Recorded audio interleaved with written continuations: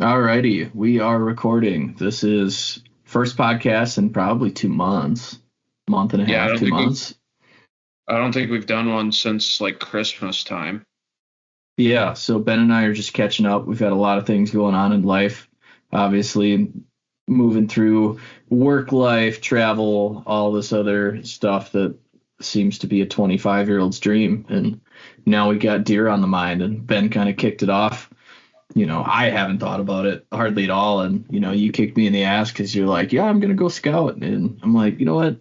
Yeah, I probably should because I've never really walked this early in the year. Typically, I don't shed hunt because I don't find any sheds, but just some other things that could get you out and prep you for next year.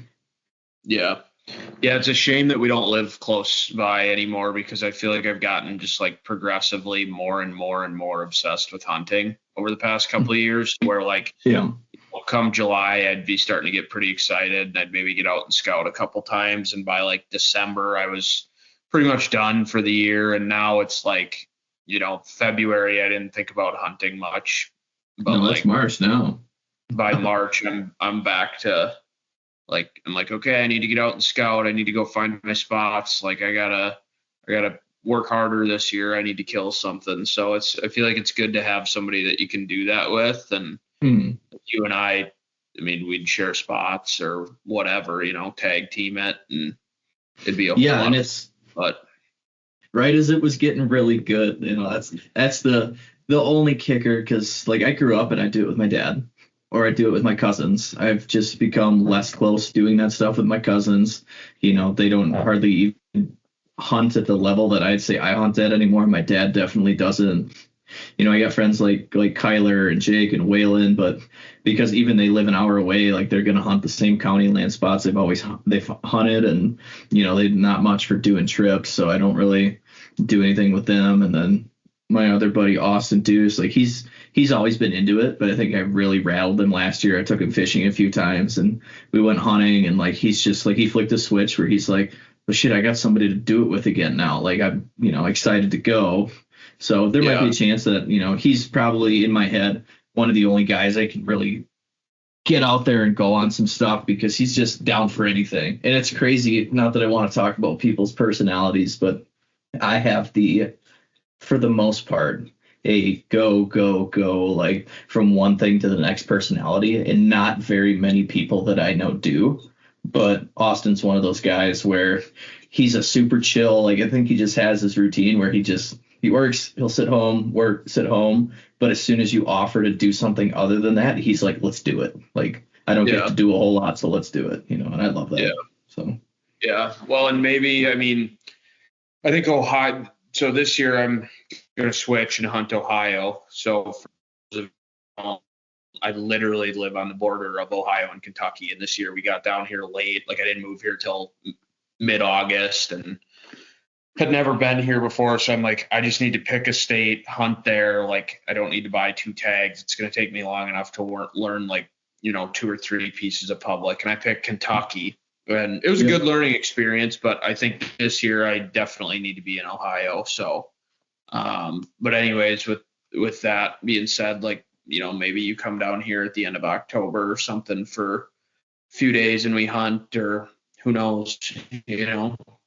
Yeah, and it sounds like at that time next year, I should have a lot more free time, depending on what I have going on, just because now I'm taking on, you know, less work, but hopefully more work at a higher cost, if that makes sense. But I mean, we'll see. I have a feeling that it's going to be good for me and just being able to do some stuff that I'm also not going to do what I did this year. So if we want to talk about a podcast theme, we're going to hit some scouting things.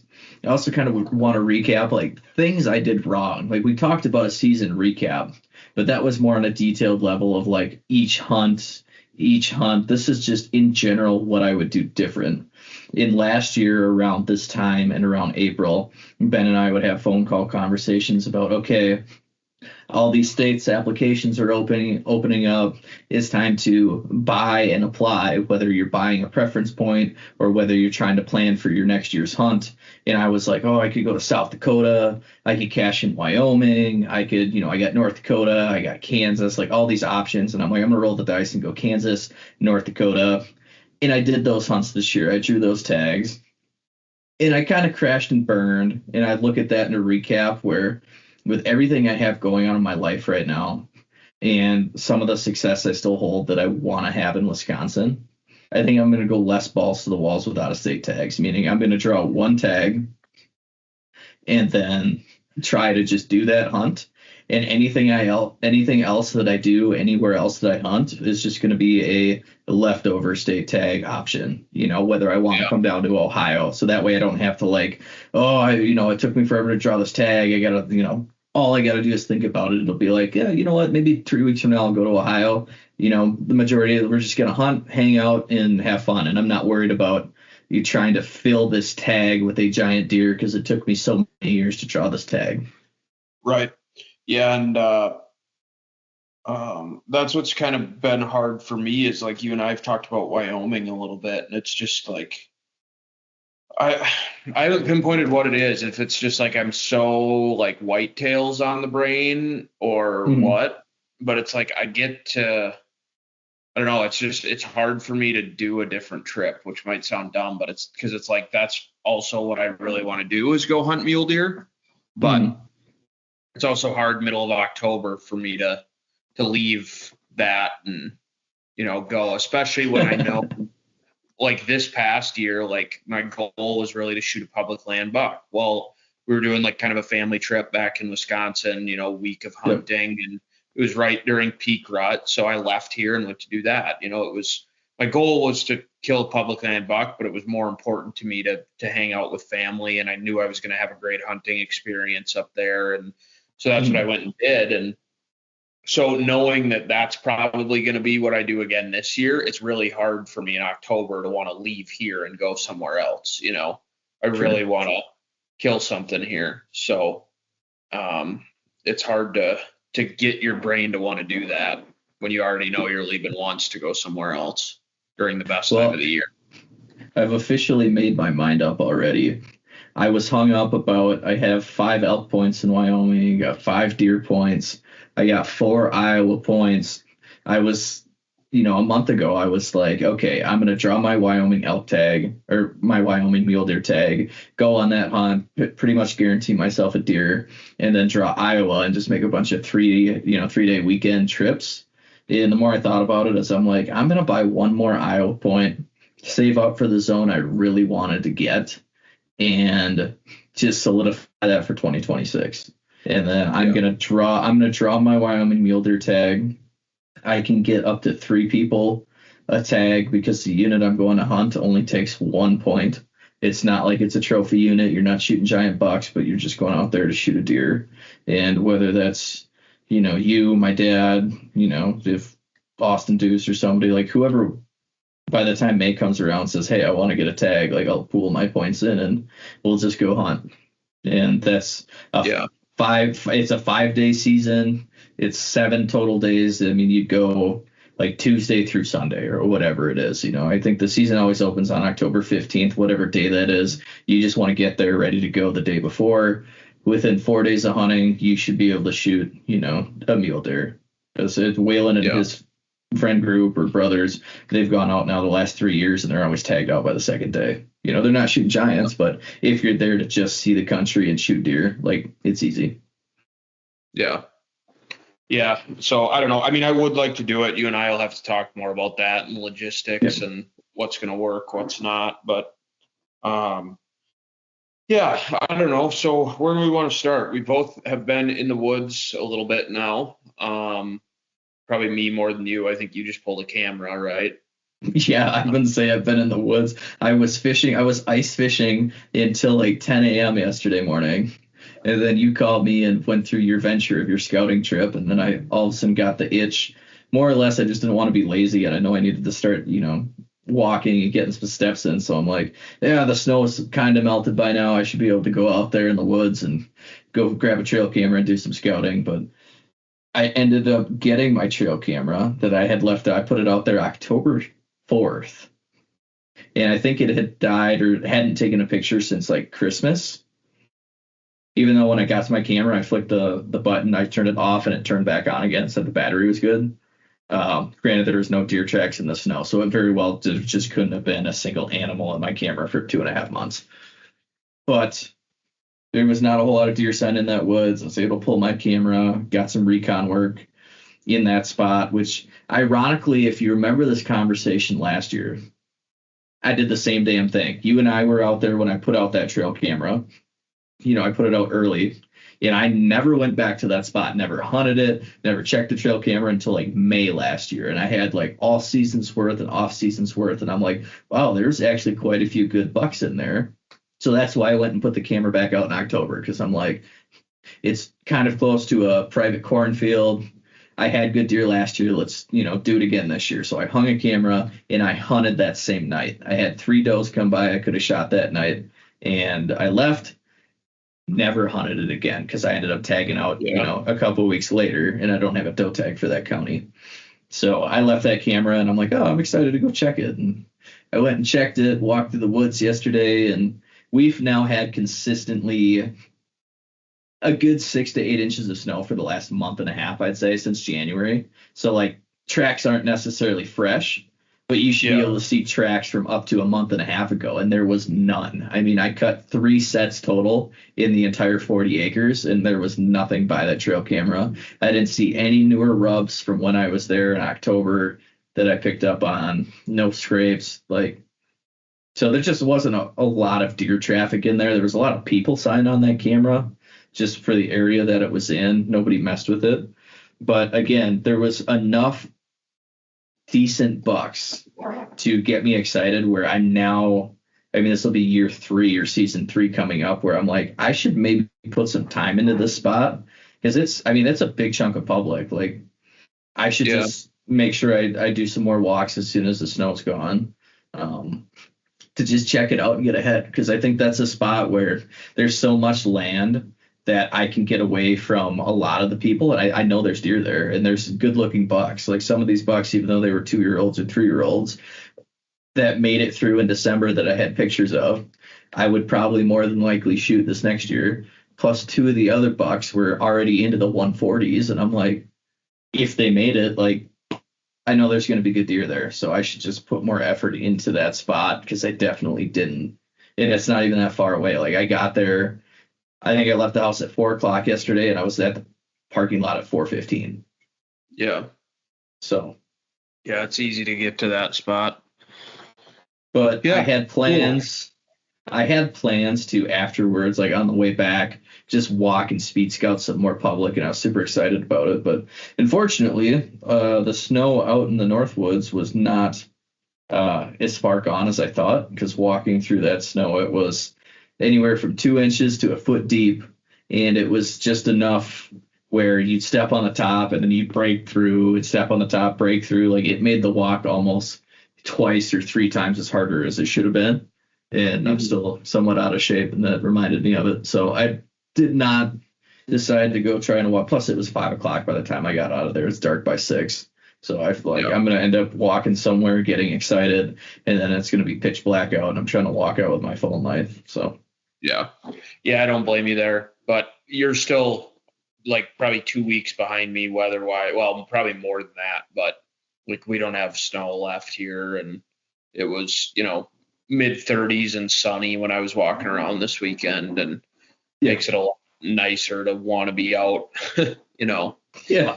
But well, that's cool. I know I've seen a lot of the spots that you have. You definitely have some good locations around. It's just trying to find deer up there sometimes that is difficult. Well, and it's a deer that I really want to hunt. And I've definitely, between all my trail cameras and glassing, like I found each year I always find deer that I would definitely shoot. The problem for me, it's still, I said I wasn't going to do it last year, and I did the same fucking thing again. And I don't want to pick so many spots where I'm not knowing what I should choose. And the same thing happened this year. Like I had good deer in a couple different spots, and I'd hunt this spot, hard for a couple weeks, and then I'd either burn it out or not see what I was looking for. Then I'd go check a trail camera and be like, oh, I should have been sitting this other spot. So then I sit that spot. And it's just like I was always chasing. And Well, and I maybe think people go wrong with that is you watch guys like the hunting public and they're always out scouting, they're always out finding new spots, even in Iowa where they all live. But it's like those guys can hunt every day of the season. Correct. So it's like for them to take a day and go hunt a spot where they thought sign was decent, have to like, yeah, they're trying to push content out, so it's important for them to like see deer and stuff, but it's also not that big of a deal if they go to one spot one sit and it's a bust. For me and you, you have more flexibility to hunt during the week than I do, but like even so, it's still hard to just like burn a sit on a spot you're not sure about. I know, doesn't that suck? Like if you had a full work week, most 95% of people on this planet do, where they get Saturday and possibly Sunday, 2 days a week, where they're like, I get 4 sits, and that's if I'm like advantageous, I'm waking up early, I'm hunting late. You get 4 sits and you burn one day and don't see deer. That was your experience this year, and it's frustrating, right? Mm-hmm. Yeah. And it's just, like you said, it's hard because it's just the reality for most people, not much you can do about it. But I definitely feel that point that you were making of like too many spots, nothing really stands out any over the others, and it's like, where do I go? Because unless you pick the right spot, any of the other spots are going to feel like a wasted sit. Yep. It happens more than that. Yeah. So. But to my advantage, now that I have at least like every spot I've hunted this year, I basically now have at least 2 full seasons of history with, whether that's me hunting, trail cameras, some other stuff. Like, and it's funny to think that the trail camera I pulled last night is a spot I've only hunted once, and I've had a trail camera there basically 2 seasons.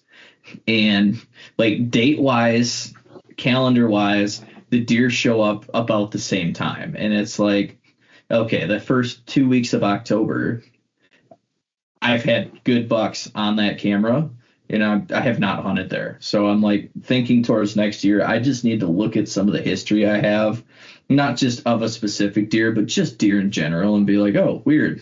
These 2 weeks, it seems like year after year, there's always deer in this spot. Maybe I should kick myself in the ass, and during that set of dates during the month, if I have a tag, just go sit in the area, go walk it for a day, and be like, okay, yeah, there's actually deer here. Hunt the deer while they're here. Yeah, and that's what's hard is like I remember you telling me down here, it's like you're probably going to take your first year to learn it. Like you might have success, but it's just you don't have history with the area, and that makes it hard. And that's what's kind of hard about the decision I've made to kind of switch it up. Is not to say I won't hunt public in Kentucky like we talked about yesterday. Like I'll probably do a little bit of scouting there in the summer. I can buy a resident tag now for like $60. So for me to, try and hunt early season there or whatever might be worth it. But I think the better place to be from what I've seen is the Ohio side of the border. And I don't have any history with anything there. I pretty much wasted last season hunting somewhere that I'm probably not really going to hunt much ever again. The only reason I'd switch back to Kentucky is if I lock down private land there. Sure. So, or move to a different part of Kentucky, which I don't think I'd ever do, but. Or you fill your Ohio tag right away and you're looking for something to do. Right. Exactly. Yeah. In that case, like I know there's good bucks out there and around. It's too hard to hunt them on the pieces that I was on. It feels like there's no rhyme or reason to anything. No, or, on a different approach, different look at it is, I'd still stick to your plan of hunt where you're interested in this year. But you do have some knowledge, like all the phone calls we have, all the trail camera pictures, like you had some good bucks. You just didn't experience them on the sits. So it's almost like maybe next year, like don't sit the spots that you sat, like see where else you can push into. And if that's an off season thing, like some of those thickets that you and I had talked about once the leaves fell, have you trying to walk through? Because early season, you're like, yeah, you can't walk through that stuff. But maybe while the leaves are gone, like go blow it up, like go walk through everything and see if you can find yourself a hidden pocket that you can shoot 30 yards each direction that you just didn't find that maybe is in the right spot. Yeah. That would be my Yeah, and only it might way to be look worth at taking it. a day this time of the year to do that. I don't know. But and it's not even necessarily that I was in the wrong spot. It's like I said, I came up here for a week in the beginning of November, and both the spots I had trail cameras out on this one specific piece where I had really good bucks. I had multiple daylight pictures of shooters that week. Just when you weren't there. Yeah. Just when I wasn't there, which you got to expect when you leave during the rut. But I think from what I saw, I've only gone out and scouted one piece of public. It's a big piece in Ohio. It's just the habitat's better. I think the pressure might be a little more, I will say, but the habitat's better. Oh my word, what was I going to say? The deer sign seems better. There's actually like food sources around, which helps a ton.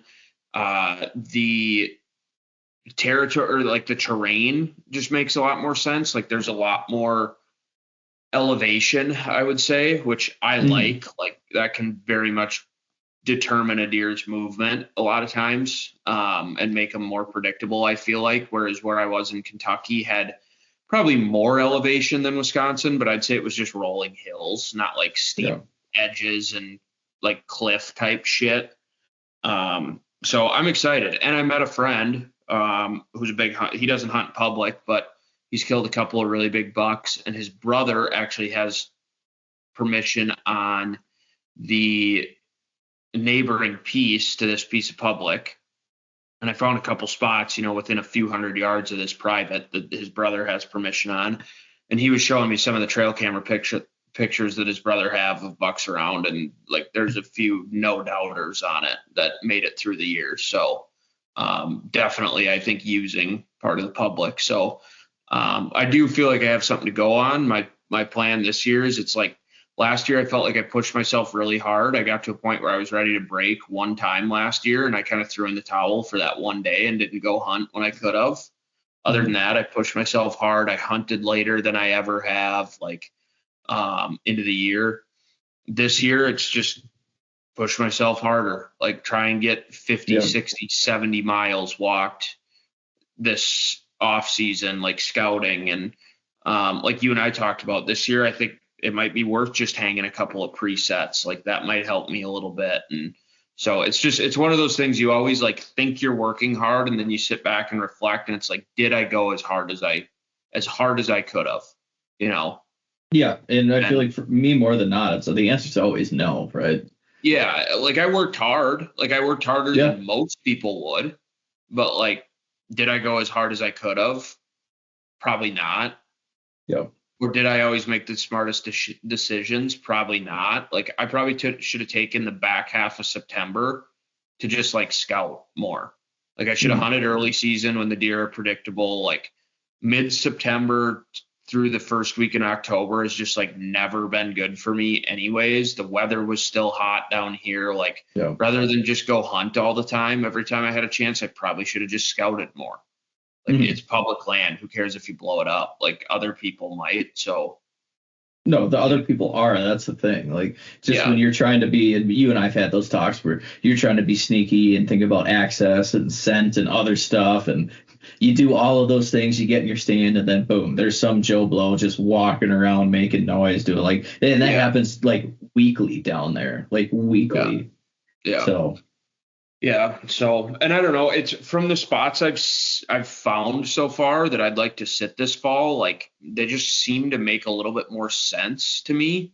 Like, you know how sometimes you'll find a spot and it's like, okay, the sign's here, like, but something about it I just don't really like. And it's like, you should just go off the sign, but something in your head just isn't clicking with that spot. And I feel like I had that quite a bit last year, and like the spots I've found this year, I'm like, okay, the signs here, and like this seems like a no-brainer. Like the Sure. big pictures here. They bet on this ridge in the morning, come down the hill at night. There's thick security cover, whatever it might be. There's oaks up top. Like, just from what I've found, it just seems to make more sense. So. Yeah, you're gonna have to start paying attention to that guy on Instagram I sent you that always dives through out of I've been watching Hunt Hill Country because he's over in that area, and that's always interesting. Like I wish I'd have found some of that stuff earlier in my life. All the times I hunted bluff country in Minnesota, like I'd always hunt in the bottoms in the morning and up at top in the evening, and I did that for years. And then I'm sitting there listening to all these people who are like, no, typically in the morning, your deer, at first light will be in the bottom, making their way up top to bed because the thermals start to drop. Then they can smell their way up. They'll go find a spot to bed. And then the evening time, they'll, if there's a food source right on top, they might scale the side and then pop up where they want to. But for the most part, the deer will go down in the evening. And I'm like, I've been doing this backwards the last 5 years I've been hunting. Right. And then the first year I did it, boom, I shot a fucking booner. So it's like, yeah. Yeah. So I don't know. I'm excited from what I know. There's more deer on this piece. Like I said, this guy showed me trail camera pictures. Our viewers aren't going to be able to see this, but I found a shed of a really nice buck that I would for sure shoot. And there's another guy I've been talking with online that has kind of been helpful to me that like showed me some of the bucks he has on camera out there. So hopefully it doesn't get just pounded, but I think there's some spots where I can get away from the people too. So yeah. So the outlook's looking good. You got confidence coming into the off season, and it's just a kind of a waiting game. Just get out there, scout when you can. Try and door knock, try and get some, permission that helps alleviate some of the stuff. But at the end of the day, worst comes to worst, you're hunting public and you just need to have a couple spots that you think are, I wouldn't even think about spots specifically. Like, and I've never done this, like lock down the damn area, find the area where you're like somewhere in this 100 acres, there's going to be a shooter buck. Now, where in this 100 acres can I go hunt? If I'm hunting here and I'm not seeing deer, cool. I need to go somewhere else in that 100 acres and just break it down smaller than that. Yeah. How much did you door knock really at all when you lived in Missouri? Yeah, not a whole lot. I honestly hunted the public because I had the same vendetta you did, where I grew up. Before I moved to Missouri, I had only really hunted private. Like I had private in Eau Claire County, I had private in Taylor County, Chippewa County. Like I hunted private land just with permission. I moved to Missouri and I'm like, I'm going to hunt public. And it's because I had seen some really good deer on public. I've seen lots of deer. But I had door knocked a couple times. I had one lady that told me she would totally let me because I was a nice kid. The only problem is the year before she had let two other younger kids deer hunt, and they ended up shooting some of her cattle with bows and arrows. So she's done letting people hunt. Yeah, she's like, if you'd asked me last year, I'd like, you sound way nicer and more responsible than the other guys I let hunt, but they ruined it, and I'm sorry, I'm just not letting anybody. And it was fine. And then the other couple people I door knocked on laughed at me and said, not unless you're willing to pay. And I'm like, okay, well, that's fine. I'm not going to pay to deer hunt. And then just about every other private piece was owned by Larry Potterfield. So that was not going to happen. Yeah, I'm curious to see, like, I've got a bunch of pins marked to knock, and like I'm curious to see what Ohio versus Kentucky will be like, because the the 7 or 8 doors I have knocked in Kentucky seem like not a lot of people are hunting it, but it's more like, oh no, or like, oh, I don't hunt, but like my dad hunts, so I want to save it for him, or I have these young kids hunting, so I want to keep it for them or whatever. And I'm curious to see if Ohio will be more like, no, we hunt it, like don't need anybody else. So yeah, well, you never know. Yeah, you never know. Like you said, if you can actually make your way to 50 doors, like somebody you would think would say yes, even if it's 20 acres, that can be a world of difference. Yeah, so. And it doesn't even have to be like pieces around public. Like you could look at like an area from where you live to where that public is or wherever you're planning on hunting, and just Like, look for old names like the Edwins and the Irmas and the Beths Yeah. or whatever. Then maybe they only own 20 acres, but around, the square mile, it's like this could be a good section in the bigger picture. And maybe there's a chance they let you hunt just a small chunk. You put out a trail camera, and who knows? It could be Shangri-La. Yeah. Yeah. But So, yeah, it'll be interesting to see. Just kind of another year of pounding it and trying to learn as much as I can. and you're not going to go turkey hunt, huh? You're not going to use turkey hunting as a excuse to go do some more scouting. Nah, probably not, honestly. Like, I don't even know when their turkey season is. I mean, similar dates up there, but just I've never learned how to call, Mm-hmm. so that's tough. Um, and turkeys are one of those things that, and I don't know enough about it, so don't flame me in the comments of this video or. I feel like it's really fun if you've gotten into it in the past. And I feel like most people get into it as a family thing or a friends thing. And I just Yep. never did. And now I don't have a group of friends to do it with down here. So it's just not that like exciting for me. To have a turkey fan on my wall just doesn't do a ton for me. So No, I don't. Yeah, I'd say turkey. It's so different. Like deer hunting, you shoot that trophy and you have it on your wall, and you always look back at it. Turkey hunting is solely the hunt itself, just in the moment in that hunt. But yeah, I will be in Kentucky for the opener. I'm going to be flying in the 11th of April, and I'll be there the 12th, 13th, and 14th. Flying home the 15th. where's that? Hour and a half southwest of you. Oh, okay. So it's just west of Lexington by 45 minutes, probably. So. Oh, yeah, you're coming over that weekend. Yeah, I'll be flying into Louisville and getting picked up from there. I'm going to go hunt with my friends at Working Class Hunter. They invited me down again this year to go hunt at their property. So Keep working them for me. They're not that far for me. Tell them I just need a spot. I just want to shoot one. Like, I'll fit into whatever their standards for shooting a deer is. I just want to come hunt. I'd be a good TV personality for them. I'll talk to Cliff. He lets me shoot turkeys, but I haven't got the invite myself to come deer hunt yet. But we'll see if I send him enough tree stands. I mentioned it because he wanted me to bring somebody else for this turkey hunt, and I'm like, nobody else from work is able to come with me, so I'm just coming down by myself. But if for some reason you weren't busy that weekend and you wanted to hunt, I guarantee I could probably get you there, just for shits and giggles. We'll see. Well, I'll see. I guess I don't think I have anything going on that weekend, but I don't know. I'll probably be getting drunk, would be my guess. I have not been here. This is the first drink I've had, and I feel like since the airport. I just got home from work tonight. I worked late. I told them, earlier last week that Monday you have me until 3 latest. I got something else booked. They had me there until 5:30 tonight. So I'm glad that whatever I had got canceled. And they didn't even ask me about it. They just kept firing it like, all right, let's film this.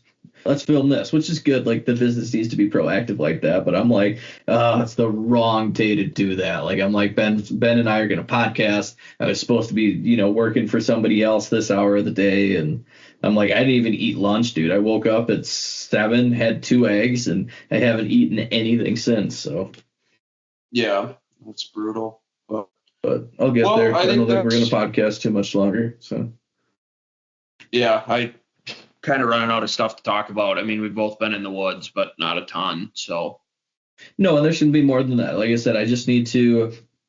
Well, the shitty thing for me in March, right? So I get invited by my partners at Homegrown Outfitters to go on their annual shed hunts, which these guys find like 200 to 300 sheds on all of their farms in Buffalo County. And they're like, yeah, you find little ones, you find nice sheds, you find big ones.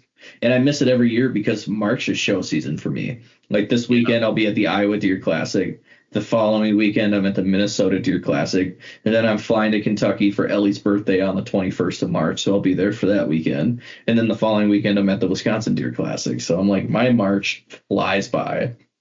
Yeah. And by the time April shows up, I'm like, I'm not going to go shed hunt because just about everywhere has been picked over. Might as well just wait 2 weeks for turkey season and, be out in the woods then. Yeah. Yeah, but it is, I guess, moral of the story, get out there. It's not too early to get out there. And, shed hunting is fun. Like I've never really gotten into it. It was fun to find that shed the other day, but this is also a great time of the year to like learn where the deer are using once the leaves are off the trees. You can see what the landscape is, see where the cover still is. It's really easy to pick out deer trails this time of the year. Like I learned a lot that I don't think I would have learned had I gone out there in July. So, Sure. Yeah. Well, alrighty, kids. Make sure you get your asses out in the woods. Just don't get your asses out in the woods where Ben hunts in Ohio or Kentucky, and stay out of where I hunt in Wisconsin. Yep, exactly. Otherwise, get out there. All right. Well, thanks for listening, guys. Yeah, we'll catch you on the next episode.